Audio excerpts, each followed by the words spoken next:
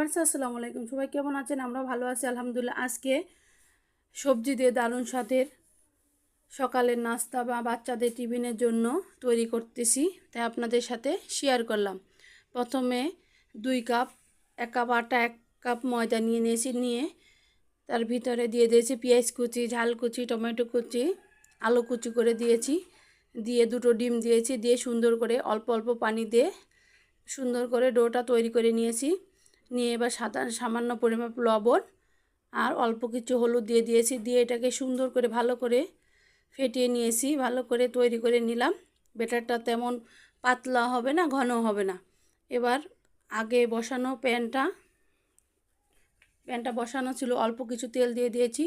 এটা স্বাস্থ্যসম্মত খাবার, এটা খেলে শরীরের পুষ্টিও হবে আর পেটটাও ভরে যাবে। খুবই সুস্বাদু, খুবই টেস্টি। এবার আমি চুলো দিয়ে দিয়েছি, দিয়ে উল্টিয়ে পাল্টে নিয়েছি।